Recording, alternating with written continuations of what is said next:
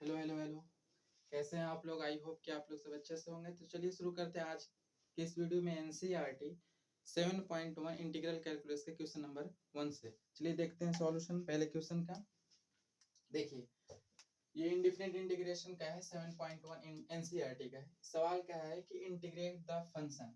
ये देखिए इस सवाल को सॉल्व करने से पहले मैं आपको कुछ कहना चाहूंगा कि इंटीग्रेशन का सवाल जब भी बनाए तो ये देखें कि वो किस तरीके से हमारा किस अप्रोच से हमारा सवाल जो है वो इंटीग्रेबल फॉर्म में जा सकता है। यानी कि ऐसे फॉर्म में इंटीग्रेबल फॉर्म कहने का मतलब ये है कि उसको इस तरीके से ब्रेक कर दिया जाए कि वो ब्रेक करने के बाद डायरेक्ट हमारा जो फॉर्मूला बताए गए हैं उस फॉर्मूले पर वो बन जाए, ताकि वो फॉर्मूला हम अप्लाई कर सके।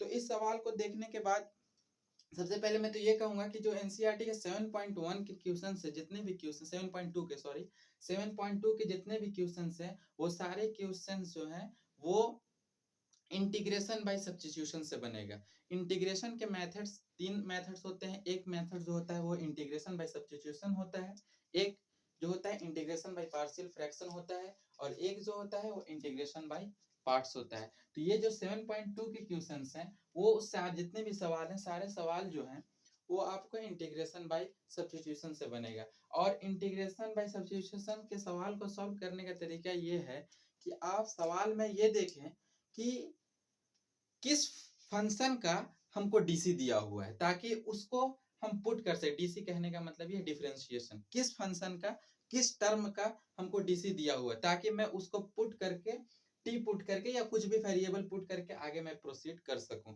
तो देखिए इस सवाल में हमको कुछ नजर आ रहा है। इस सवाल में नजर ये आ रहा है कि ऊपर 2x है, नीचे में 1 प्लस एक्स स्क्वायर है। ठीक है, तो हमें ये नजर आ रहा है कि एक्स स्क्वायर का जो डीसी है वो 2x है। आप लोग जानते होंगे जो डिफरेंशिएशन पढ़े हैं। 2x स्क्वायर के डीसी जो है वो 2x है, ये दिया हुआ है। ठीक है, तो मैं पुट क्या करूं? एक्स स्क्वायर को टी पुट कर दूं या फिर 1 प्लस एक्स स्क्वायर को टी पुट करूं? सवाल ये आता है। अगर आप एक्स स्क्वायर को टी पुट करते हैं, अगर आप एक्स स्क्वायर को टी पुट कर देते हैं तो ये जो फॉर्म है आपका 1 अपॉन ये dt अपॉन में 1 प्लस टी के फॉर्म में आ जाएगा। तो अब ये भी अभी भी ये इंटीग्रेबल फॉर्म में नहीं गया है। एक यहाँ पर प्रॉपर्टी होता है, हम लोग इसकी डायरेक्ट रिजल्ट लिख सकते हैं, इसकी रिजल्ट क्या होगी यहाँ पर, लेकिन अभी भी जो सिंपल तरीके होते हैं उस फॉर्म पे नहीं गया है। तो उस तरीके पर ले जाने के लिए सबसे बेहतर ये होगा कि सब्स्टिट्यूशन जो किया जाए ये पूरे डेनोमिनेटर को ही कुछ मान लिया जाए, क्योंकि अगर 1 है और इसका तो डीसी 0 होता है, ये हमारा डायरेक्ट न्यूमरेटर आ जाएगा। तो अगर कहीं पर भी एक रिजल्ट होता है, आपको मैं बता देता हूं, एक रिजल्ट होता है कि अगर कोई फंक्शन नीचे दिया हुआ है और इसी फंक्शन का इंटीग्रेशन ऊपर में दिया हुआ है, ये देखिए इसी फंक्शन का इंटीग्रेशन ऊपर में दिया हुआ है, तो इसकी डायरेक्ट जो रिजल्ट होती है वो होती है ln mod f of x plus c। ये बहुत ही आसान है, कहां से आया कैसे आया आप खुद निकाल सकते हैं। जैसे कि आपको मालूम होगा कि हम लोग क्या लिखते हैं, 1 अपॉन एक्स का जो डीसी इंटीग्रेशन लिखते हैं वो क्या लिखते हैं, ln mod x plus c लिखते हैं ना। तो अब देखिए x का डिफरेंशिएशन क्या है, 1, तो हमने क्या किया, x को वहां पर लिखा। तो इस तरीके से कोई भी फंक्शन हो यहाँ पर, अगर उसका डिफरेंशिएशन यहाँ पर दिया हुआ है तो इसी फंक्शन को डायरेक्ट हम लोग ln mod x में लिख देते हैं। तो ये प्रॉपर्टी की बात हुई। आइए मैं इसकी सवाल की बात करता हूँ। ये बहुत ही जोरदार प्रॉपर्टी, आप कहीं भी इसको अप्लाई कर सकते हैं। तो देखिए, तो इस सवाल को सॉल्व करने के लिए मैं क्या करता हूँ कि सबसे पहले इंटीग्रेट करने का फंक्शन को दिया है तो इसको पहले लिखता हूँ सॉल्यूशन में।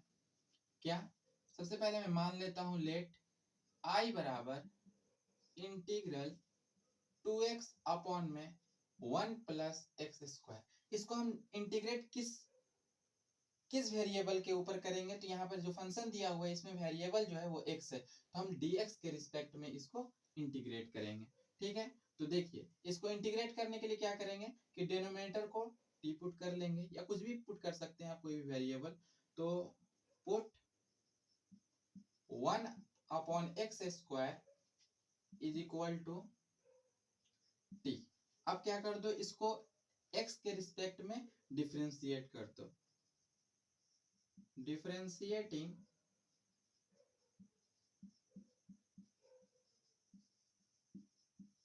both sides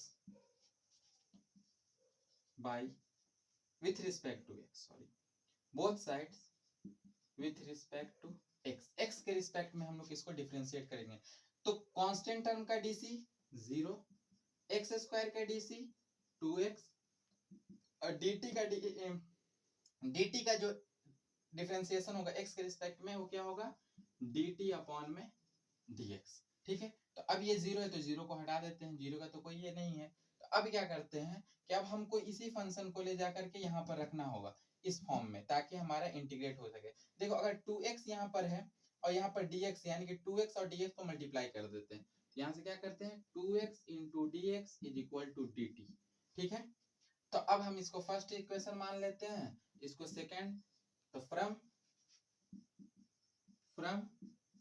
first and second क्या करो, 2x की जगह पर 2x dx की जगह dt रख दो और 1 प्लस एक्स स्क्वायर को इसको भी कुछ मान लेते हैं। इसको फर्स्ट मान है तो इसको सेकेंड मान लेते हैं और इसको थर्ड मान लेते हैं। तो फ्रॉम फर्स्ट सेकेंड एंड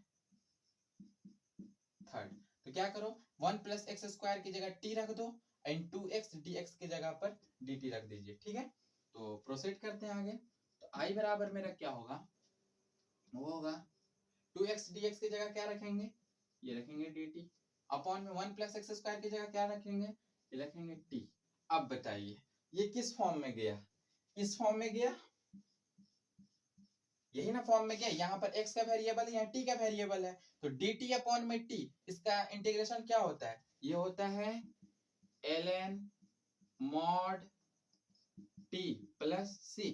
अब मैंने t किसको माना है, t माना है 1 प्लस एक्स स्क्वायर को। तो फाइनली आंसर में आप क्या लिखेंगे,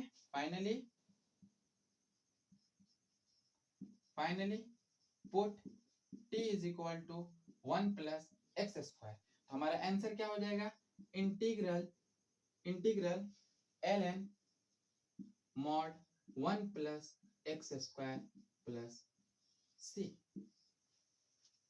आई होप कि आप लोग को बहुत ही अच्छे तरीके से समझ में आया होगा इस सवाल का सॉल्यूशन। ठीक है, आई होप कि आपको बहुत अच्छे तरीके से समझ में आया होगा। ठीक है, तो मिलते हैं नेक्स्ट क्वेश्चन के साथ नेक्स्ट वीडियो में। Okay bye, thank you.